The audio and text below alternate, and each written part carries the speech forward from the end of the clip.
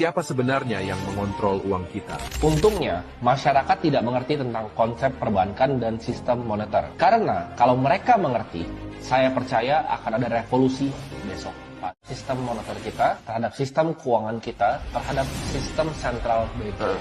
Uang kertas ini adalah nota hutang. Dan ini berbunga loh. Itu kenapa dia terus merosot nilainya. Gitu. Jadi orang kan tidak paham dari mana datangnya. Tadi kan yang sejarah awal ya. Bahwa uang kertas ini kemudian diciptakan oleh bankir. Tapi pertanyaannya kemudian diteruskan, jadi kapan bankir mencetak uang? Kapan Bank Indonesia mencetak rupiah? Ya kan? Pertanyaan pertamanya kan, apakah Bank Indonesia butuh uang, butuh rupiah? Enggak, ya. Nggak butuh, buat apa? Ya kan? Dia hanya mencetak uang ketika pemerintah Republik Indonesia perlu uang. Nah ini kan juga satu konspirasi yang dianggap normal, bahwa satu negara tidak berhak mencetak uang. Yang mencetak uang diberikan hak monopolinya kepada perusahaan swasta yang kita sebut sebagai bank sentral. Dan kalau negara di mana? Kalau pemerintah perlu uang, dia hutang kepada bank sentral. Ya sekarang ditambah hutang pada masyarakat dengan obligasi dan sebagainya, ya kan? Tapi ketika surat hutang negara pertama diciptakan, kan dia hutang pada bank sentral. Gitu. Jadi misalnya saya mau buat APBN 500 triliun, ya kan? Ya sekarang kemudian oke lah, yang 300 triliun saya ambil dari masyarakat berupa pajak, yang 200 triliun tetap dia hutang.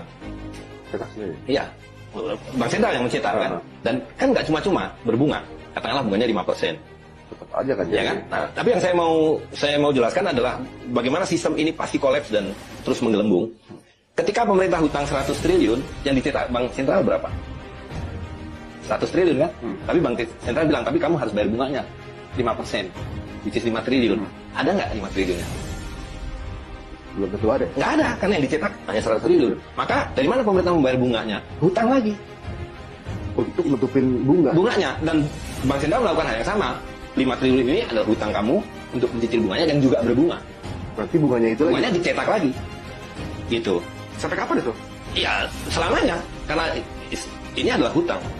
Dan semakin panjang hutangnya, periodenya maksudnya bunganya kan semakin banyak. Nah, itu yang menjelaskan kenapa dulu harga ayam itu Rp1.000 waktu saya anak-anak dulu, kira-kira 50 tahun yang lalu, ya kan? Sekarang Rp1.000 buat beli cekernya aja nggak dapat. Ayamnya sama, Rp1.000-nya sama.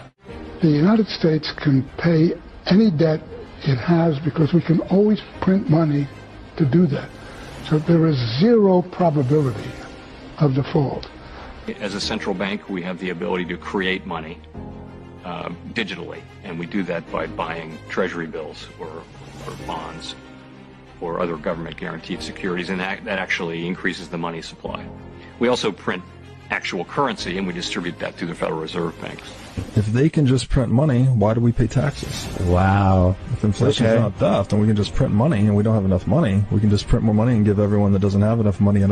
Why don't we just do that instead of paying taxes? Inflation is legal counterfeiting. Counterfeiting is criminal inflation. So central banking is a coordinated currency counterfeiting cartel that runs the world. It's a Band-Aid. You know what Milton Friedman said about inflation is that it's just like alcoholism. The good effects come early. You print the money, you have the drink, you feel good. The hangover comes later. The same is true of inflation. Every time the crisis comes, you have to print exponentially more money because there are exponentially more liabilities in the system from the last round of printing. And so this is why it's unsustainable, and this is why it always culminates in hyperinflation, because the central bank has not only the precedent but also the incentive to continue printing the money until the currency hyperinflates into worthlessness. When I followed the money, I found that it took me up the levels of a pyramid. Here we are at the bottom level going about our daily lives. Above us is government, people who are given a monopoly on force and use it to tax and control us whether or not we agree. But who controls them? At the next level are the corporations. Many would say that it is now corporations and not nation states that rule the world. They call it a corporatocracy. To acquire the world's resources and control the markets, this corporatocracy must have access to cheap money. The big corporations get their loans at special rates from the big banks, which means that those who control the major banks, the moneyed elite, ultimately control the corporations. As I've followed the money, I've learned that almost everything I once believed about money is simply not